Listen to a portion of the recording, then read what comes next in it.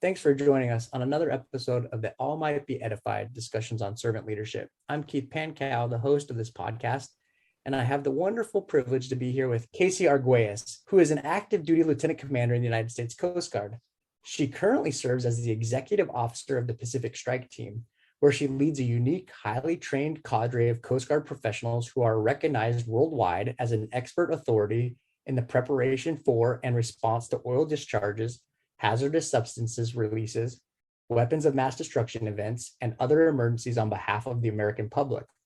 Prior to this assignment, Kasey served as the Safety and Environmental Health Division of Health, Safety, and Work-Life Center in Norfolk, Virginia, responsible for execution of industrial hygiene and environmental health services across the Coast Guard, including safety support services during contingency responses nationwide. Other assignments include Assistant Chief of Incident Management Division of Sector New Orleans from 2012 to 2015, and Deck Watch Officer aboard the Coast Guard cutter Jarvis, which is now decommissioned in Honolulu, Hawaii, from 2010 to 2012. Kasey graduated with a Bachelor of Science degree in Marine Environmental Science from the U.S. Coast Guard Academy in 2010. She received her Master of Science in Work Environment with 2 concentrations, Occupational and Environmental Health, Ergonomics and Safety from the University of Massachusetts, and was the recipient of the Department of Public Health's Dean Award in 2017. Her capstone research centered on an analysis of psychosocial hazards encountered by responders during contingency responses. Lieutenant Commander Arguelles earned her registered environmental health specialist credentials from the National Environmental Health Association in 2018, and her certified emergency manager certification from the International Association of Emergency Managers in 2019. Kasey grew up on the South Shore of Marshfield, Massachusetts. She currently resides in Novato, California, with her husband, Steve, who is also an active duty lieutenant commander in the Coast Guard, and their 3 daughters, Kennedy, Taylor, and Madison. Well, welcome, Kasey. It's so great to have you today. Thanks, Keith. I'm humbled and privileged to be here. You're a wonderful leader and a wonderful example. And I first met Kasey when we were both stationed at Sector New Orleans, and she took over for me as the Deputy Chief of Incident Management at Sector New Orleans, where I was learning all things about pollution. And I was also the Deputy Chief of Intelligence. After I was the Chief of Intelligence for many years, we got an extra officer, so I was allowed to go do some more things and learn about pollution response, and just really loved it. And since then, that's mostly what I've done in my career is things like Kasey has done, and I just have really enjoyed it. But I will say, really quickly, it became evident that Kasey was a lot smarter than me and a lot more gifted at kind of managing the pollution response. So I'm sure I didn't make her life easy, but she came in and made the sector great. And fortunately for both of us, we had the amazing opportunity to be led by Captain Lushan Hanna, who was then Lieutenant Commander Hanna, who was a previous guest of this podcast. So we were both set up for success by that wonderful leader. Yeah, I couldn't agree more, but I can't agree about the whole smarter than me comment, because I remember getting to Sector New Orleans and looking at you when I reported and saying, dang, he has this incredible wealth of knowledge, a great attitude. And how could you be like that when there's all these oil spills and hurricanes and hazmat releases? So I think I was able to learn my temperament from you. I can also agree that I'm extremely grateful to have been led by Captain Hanna, or now Captain Hanna, and be able to try to fill in his footsteps, which is pretty difficult. Yeah, absolutely. Definitely set the bar high. You know, it's interesting. You talk about demeanor under fire. I think in all emergency management specialists or professionals, there comes this point where you recognize that you react to disasters different than people. For me, I grew up in a very chaotic home and environment, and I just learned to be cool under pressure early on. And as I've grown up, I've started to realize that I really love to create order out of chaos. And so for me, I start to really dial in. I get energized by disasters. I hate to say it because I don't like to be the person hoping for disasters, but I find that I get great fulfillment about being there. How's it for you responding to disasters? Have you noticed anything similar, or how do you prepare yourself? That's funny you said that. So the whole not hoping for a disaster, but getting some sort of adrenaline and excitement from it. So I do call myself an ambulance chaser, where I absolutely love having this complicated, stressful event, and you're the one that's coming in to, like you said, provide order to chaos, right? Using ICS and all of those terms. For me though, I grew up in a pretty, I would say, stable environment, but my dad who was I would say one of my role models or leaders. He was a police officer for about 40 years. He just retired. So I grew up seeing him different than me, but on the same schedule, midnight to 7 a.m, going out and patrolling the tiny suburb on the South Shore of Massachusetts. I can't say there was too many exciting things going on, but yet I was able to see the whole concept of the importance of public service and plus the emergency response aspect of that, and thought that it's almost ingrained in my blood to want to serve the public and want to be able to help and save the community. Fast forward 30 some odd years, I'm not going to tell you my age, but see, now I'm doing that too, just like my dad, which is a pretty exciting thing when you look at it. Yeah, that is. It's such a wonderful influence. And to tie it back to, and a lot of nights wondering, if your dad was safe and different things like that, those stresses and managing those stresses, although not necessarily in a very chaotic environment, I think that there's also something to be said about learning how to deal with the internal stressors and the external stressors, because as we look at crisis management in all of its many forms, one of the major components of being successful at it is managing the internal, external stressors of all the people involved. In my opinion, that's how you get really good at managing these events, is because you have to pay attention to the stressors of the people around you, because it just takes one person to go off the rails to really hurt emergency response. So have you thought a little bit about how that influence of your dad or other influences helped you think about how you can help other people manage their internal and external stresses? Yeah. So tying it back to when I was growing up, I was an extremely shy and reserved girl. I would always sit back, kind of just watch the surroundings, watch people. And I truly believe that spending that time almost in my head and being able to observe others and looking at those almost having a higher emotional intelligence of picking up on those nuances of human behavior to be able to pick up on things that most people couldn't. And so fast forward into serving in a leadership role for emergency responses, it's critical because particularly in oil spills and hazmat releases, you're coming together quickly as a team. So it's really important to be able to not only understand what people's roles and authorities and regulatory authorities are, but to understand them as a person and how they operate, because that can clearly make or break how a response will function, because it's always, you need a strong leadership at the top to translate down to the bottom. But then looking at our responders, most of our responders, like here at the Pacific Strike Team, within a moment's notice, you could be called out to go to an oil spill or a natural disaster or a man-made disaster. And these responders are dropping everything with their family life to then fly out to wherever in the nation. And most recently, we deployed a team to Peru because they had a major oil spill down there, leaving their family, leaving their responsibilities to then do the Coast Guard's work. And I think it's important for us in those leadership positions to see, not only do we want to get the job done, but we need to be able to take care of our people effectively, not just with equipment, not just with personal protective equipment and air monitors, looking out for what's going in their medical record for any exposures or safety concerns, but really in a holistic sense,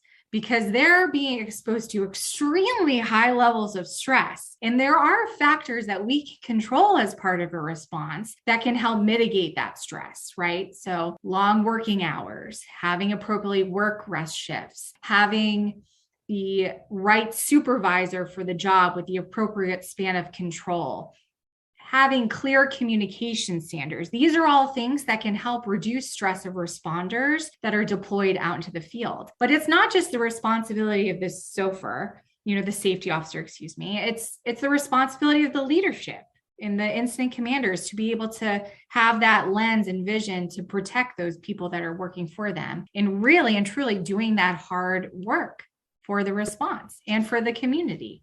Yeah, thanks for that answer, Kasey. There's so many wonderful things that you talked about or even alluded to in there that I want to unpack a little bit one by one. And the first one I want to talk about is this idea that taking care of the responder is a more holistic thing than just outfitting them, equipping them, or paying their salary. There's and over my career, I've seen a wider discussion on what it means to make sure the responder is response ready or capable of doing their job to the best of their capacity. And it's really refreshing to see this conversation grow over my career. I remember I started in the Navy and I deployed to Iraq for the Navy and other deployments. And a lot of times when you brought up your family issues, the question would be, well, did we issue your family in your CBAC? Well, obviously no. And they'd say, well, that's not our problem, was the typical response we would get. And it's just, we know there's been great research to talk about how that stress of your family can just make you less productive. So if we can learn to minimize those stressors, as you talked about a little bit, that makes the responder in so many ways. And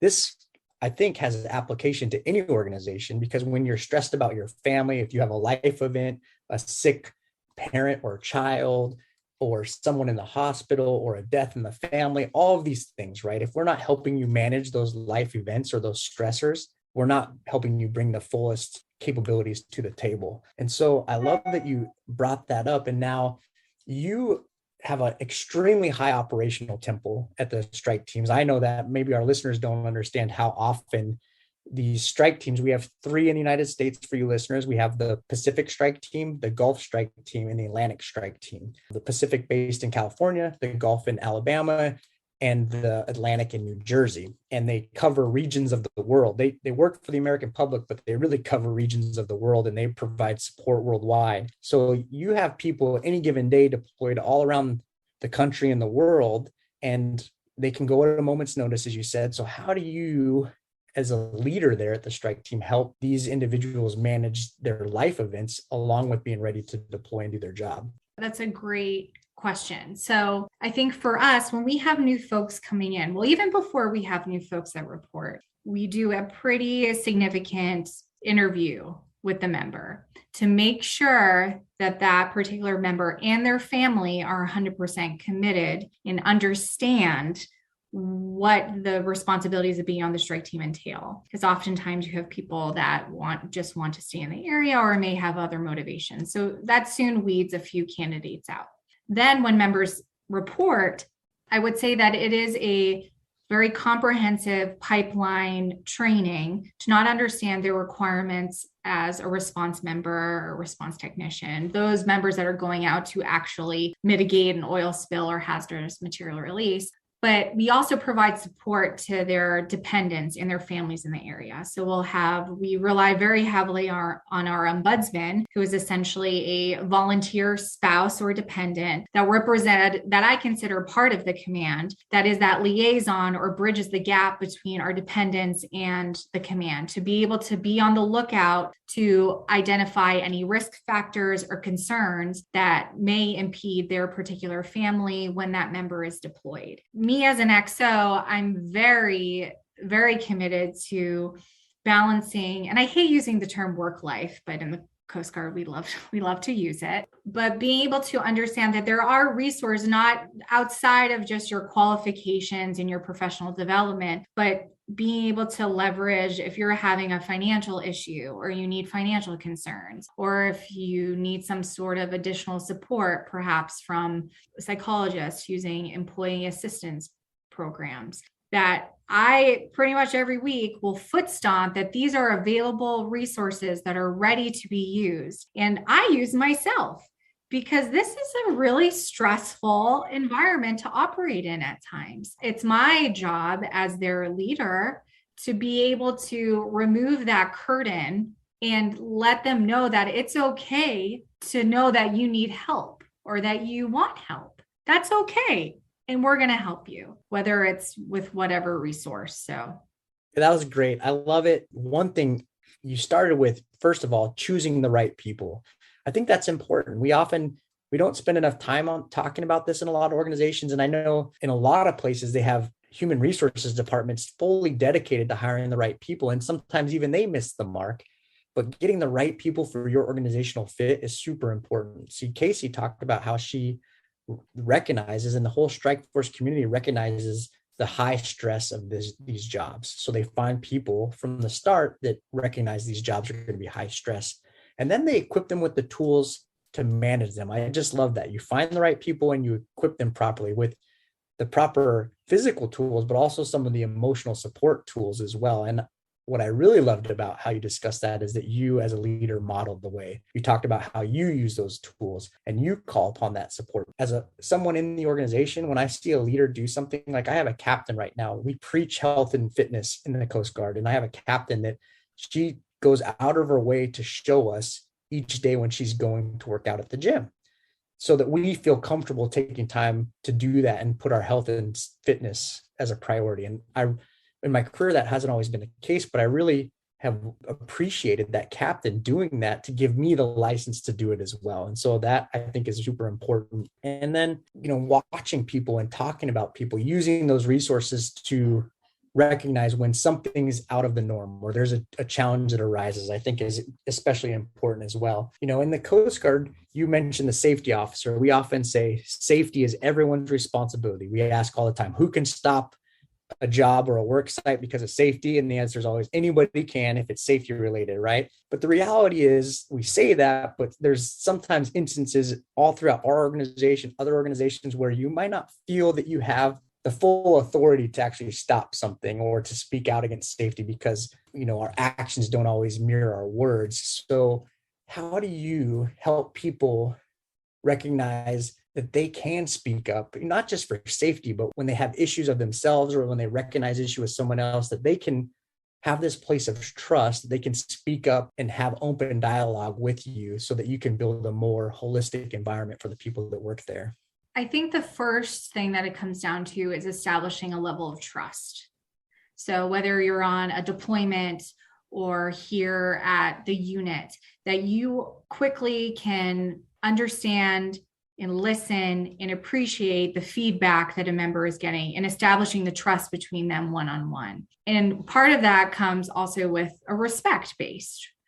In the military structure, it's usually pretty formal and a command and control aspect. But for me, the most important item is for me to trust someone. I also need to respect them by whether it's taking decisive action and advocating for, like you said, for the safety of responders or an incident. I think some of the best leaders were the ones that in whether it's a complicated or high stress evolution, was able to take decisive action while also considering the importance of safety of our members and empowering our members to execute that decision or to have that voice. I would say in pretty much in every deployment or every mission that we have, always the priority of the incident command is number one is safety. It's up to the incident command to be able to foster a culture that truly prioritizes that. So that's empowering our members. And when they have a safety concern, to take immediate action.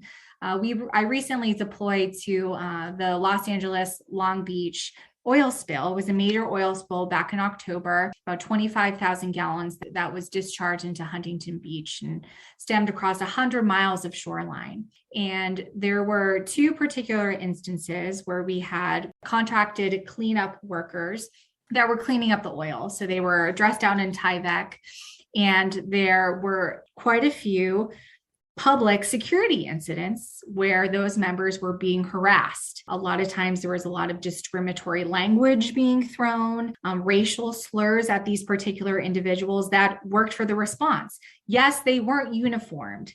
They weren't coasties. They weren't state employees. These were third-party contractors that were hired by the responsible party or government. But as the deputy incident commander, that was a critical piece because that type of behavior is never okay. And so we quickly, as a unified command, engage local security, so the local police, the lifeguards, to start surveilling, to monitor, and ended up issuing a violation to one of the public members that was harassing these employees. And that was up to us. There were plenty of members in between that were briefing it up to the level of command. And I am proud that we were able to have that decisive, clear action to be able to help and protect the safety of those responders. And it all comes down to trust in the command.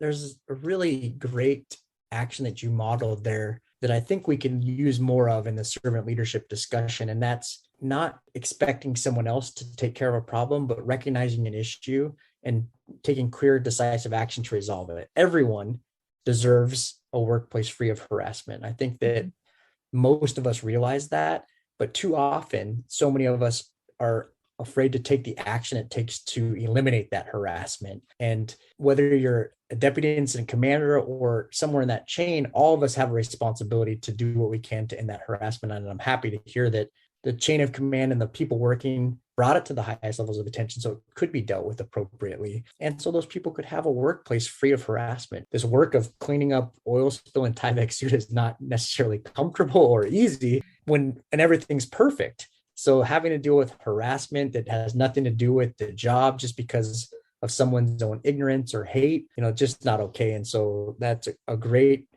example of what a servant leader is and does, is to really step in and to make the workplace an environment that fosters us to become the best version of ourselves. And I know you and I have talked, kind of switching gears a little bit, you and I have talked a little bit about our own career paths. We have similar aspirations in the Coast Guard. We both love environmental response. We love incident management. And for those of you listening, you might not realize it, but in the Coast Guard, we have different career paths. And for Kasey and I, we're both what they consider response officers. And within that, we have search and rescue. We have law enforcement activities, whether it's drug or migrant interdiction or other law enforcement. And then we have the marine environmental response, or basically what we call the three pillars of the trident to be a well-rounded response officer. And sometimes, as you look at that's very diverse mission sets for us, whereas some of the other career paths in the Coast Guard, their mission sets are more closely aligned, where they make more sense to do a lot of different things. For us, it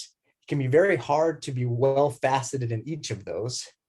And so sometimes in our career, we have to decide, are we going to be somewhat versed in all of those, or are we going to be really hyper specialized or somewhere in between? And, we talked a little bit about how I chose to be a little hyper specialized, which limited my career opportunities, but I did so intentionally because that was the path I wanted to follow. And sometimes, we get these very generalistic guidance from career development officers and things like that and help us. And very often those discussions are not grounded in who I am as an individual. They're grounded in what's best for the service, which I understand because I'm a servant of the taxpayers and I have to help the service. But how do you balance that need to be your authentic self, to help reach in and develop people through their authentic selves, and recognizing that the best version of all the people around us is not always what we have in our sight as an organization. It's not always what we have as in our sight as an individual. So how do you work to mute those external voices that might limit your ability to bring out the best in others? That's a great question. So I am in the throes of that decision. After, I think I say that this position at the PST as the executive officer has been my dream job since I was an ensign, a little bitty ensign on Coast Guard Cutter Jarvis. And I look at myself when I was on Jarvis as a deck watch officer, going underway for 4 months at a time, doing law enforcement boardings, traveling all over the world from Russia to Japan to the Federated States of Micronesia. And I knew that wasn't for me. I knew that I didn't want to be a cutterman. I didn't want to be afloat my entire career, which obviously was not in the eyes of my CO, who has spent his whole life underway. So for me, what really grounded me and having some sort of, I don't want to say to, trick myself into still doing a great job, was the people on board. I was exposed to all sorts of different rates and specialties and experiences that I could learn from them and grow as a person and grow as a leader. And I'm talking, these are anyone from a non-rate to someone that's been on cutters for over 30 years as a master cutterman. And I took little leadership nuggets from all of these individuals to start compiling them, in my little toolkit, not only as a leader, but also just as a person and hopefully a future Coast Guard leader. But now, a decade later, working towards that vision or goal I had of being an XO where my whole time is just taking care of the people I work with, personnel issues, with, our civilians or active duty or reserves, which usually sound like a nightmare to some. It's a servant leader's dreams because you're just constantly trying to help people professionally and personally. My cup is filled essentially for what my vision was, the Coast Guard. And now I'm at that crossroads, like you were, of is my passion to continue driving into the senior ranks of the Coast Guard in order to make positive change and influence, which means taking a backseat to my passions as being a marine environmental response professional? I don't know. Is it to play the game of roulette and try to get to those jobs that I walk in every day and I have this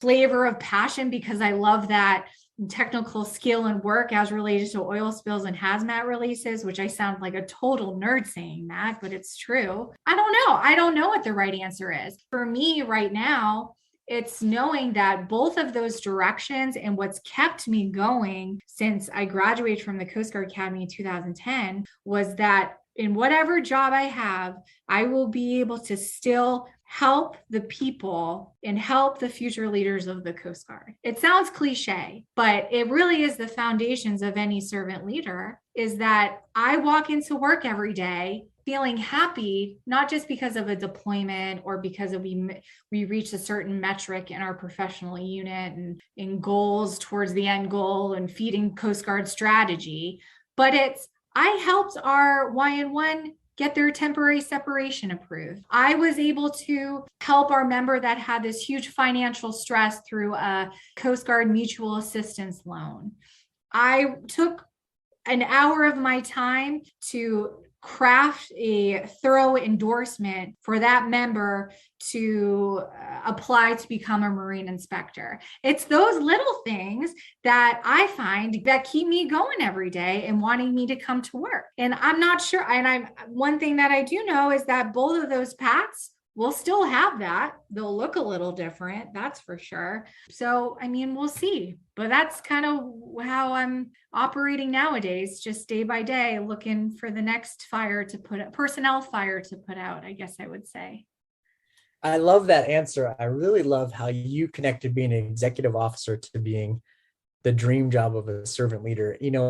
Too often, I think, especially in the military, we have this vision of an executive officer that they have to be grumpy, they have to be mean, they have to be able to give people hard news. And I think there's a kernel of truth in that, because you have to make hard decisions on behalf of people. But I love the connection to servant leadership because, in my mind, a servant leadership is willing to do things that might be hard to help people become the best version of themselves. And sometimes people are on a bad path, and you have to help them get on a better path. And that can be hard. It can be very challenging. But if you take it from the standpoint that you talked about, then it's very rewarding to know that although the decision might be to help that person move to a different organization, that might have been what's best for that individual and for our organization and the other people within our organization as well. So there's such a great foundation to take the role of an executive officer from servant leadership. And I wish that we would make that part of our executive officer training, because then I think we would have a better understanding of the role of an executive officer and not just these visions of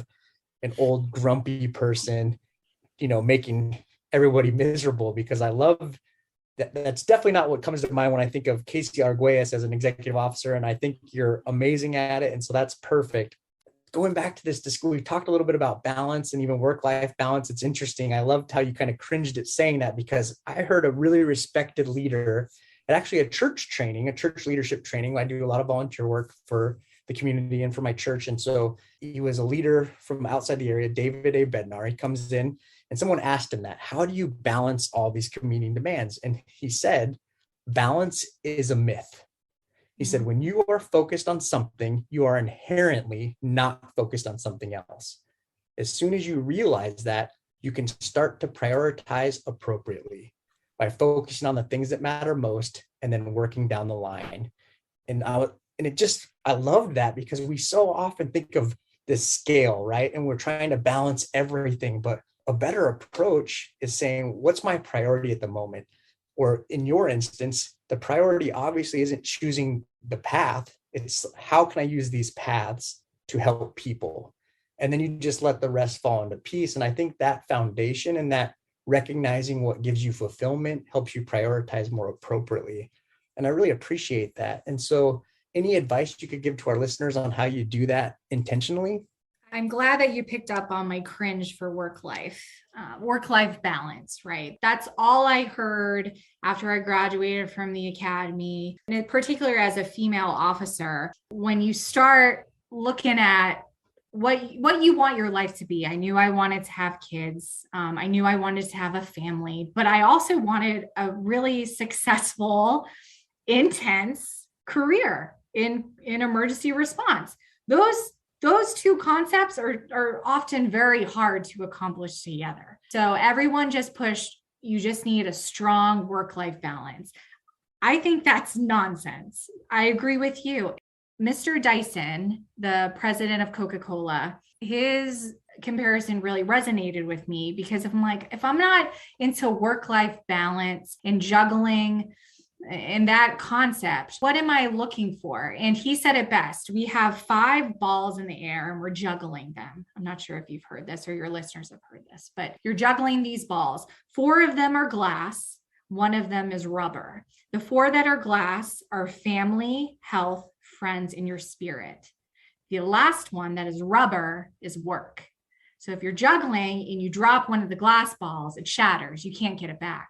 But with the rubber ball, it can bounce right back and you can pick it up and move along. So for me, that's really resonated. I am married to my husband, who's a active duty lieutenant commander in the Coast Guard. He was just overseas for a year in Saudi Arabia.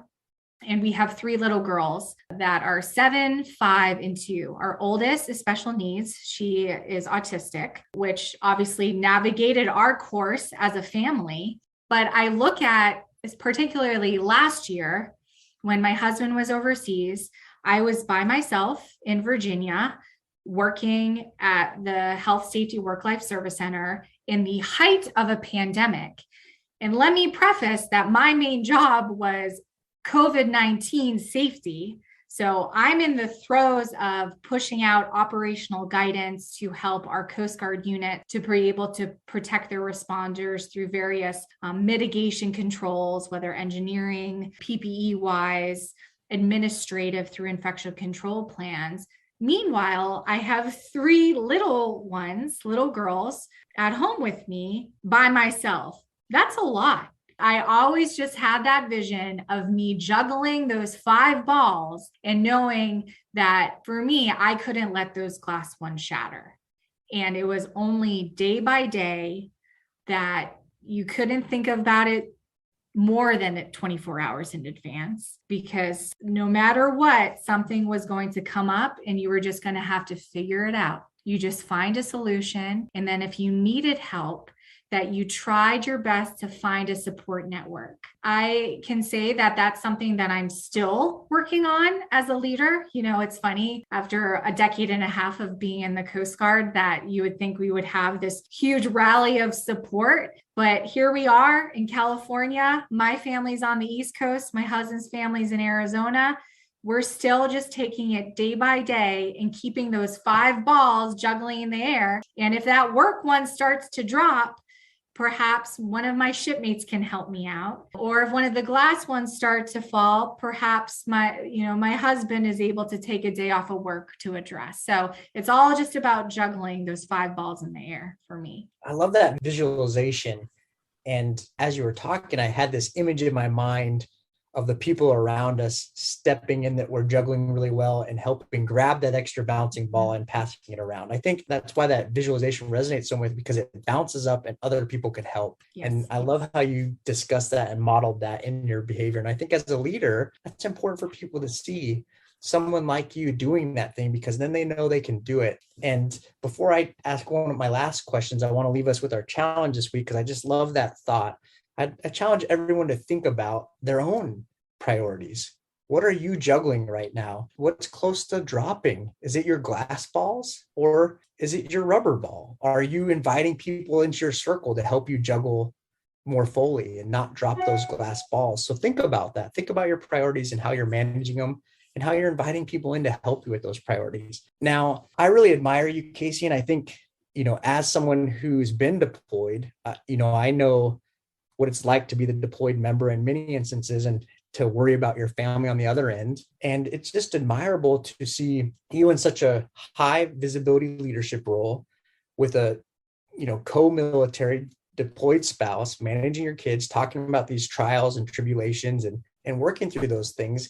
And I think about how so often we minimize or detract from the sacrifices women in our service have to make. And we almost make them, you have to choose family or you have to choose work. And too often, I think that our young females coming into the service, they think that's the reality. You have to choose family or you have to choose work. And so I really feel powerful about representation. And so I applaud you for being a great example to the uprising women in our organization. And I also want to acknowledge the fact that we just had our first female admiral nominated to be the next commandant in the Coast Guard. And so, people talk about identity politics and all of those things and distractions, but the reality is representation matters. Visualization is very real, and I need to be able to visualize myself succeeding at the highest levels. And so as a woman, what does it mean to you to see the next commandant be a woman, and how does that resonate with you? It's awesome. I would have never thought that we would have had in my lifetime. Well, actually, I'll take that back. I think when I came up through the Coast Guard, that the possibility of a female commandant, I never thought about it. I just assumed that it would be another male figure that was successful in their career and then assumed the leadership position. It wasn't until recently when I saw Admiral Fagan's face in the photo of where her daughter is putting on her shoulder boards, that it hit me like a ton of bricks. Not only did we have the first female commandant of the Coast Guard, but she's also a mom. It's like, holy moly, who would have ever thought that could be in the realm of possibility, particularly because we have this narrative that you can either be a successful mother or you can be a successful Coast Guard officer. And then I'm sure you can sprinkle in other different metrics in between because you're always pulled in a ton of different directions. But just seeing that image resonated me, and I'm a mid-grade officer in the Coast Guard. I am so happy and grateful for our junior officers and our junior enlisted females that this is their normal. They won't have the feeling as before of just anticipating someone that doesn't look like them in the highest position in the Coast Guard and influencing strategic change on a national and global scale. That's amazing. But I think that it doesn't stop now. I think, we check the box with having a female mom in the Coast Guard as the commandant, but we still need minorities in that position. We need to start looking at the Coast Guard in that holistic frame of it is important to have people that you can compare yourself to and say, I can do it. I can see myself be in that position just from having representation. I would want to say too, at the Pacific Strike Team currently, that the three most senior positions are all female and they're all moms, which is super cool. My CO, Commander Stacey Creasy, is one of the most smartest technical experts I've ever met, particularly in the marine environmental community. And she has 2 daughters. Myself, 3 daughters. My operations officer, who is a prior enlisted, spent a tour over in Port-François, worked her way up through the ranks. She's now a lieutenant. She has 2 little girls. It's amazing. I would have never thought in my wildest dreams in the Coast Guard that you would have 3 female leaders as part of the Pacific Strike Team that is responsible for deploying worldwide to oil spills and hazardous material releases. It sounds like a joke, right? But here we are with a successful crew, with an inclusive team that I can safely say everyone walks through that door happy to be at work. And I'm not tooting my own horn, but I got stats to prove it from our annual survey, which is an amazing feeling. It's so cool.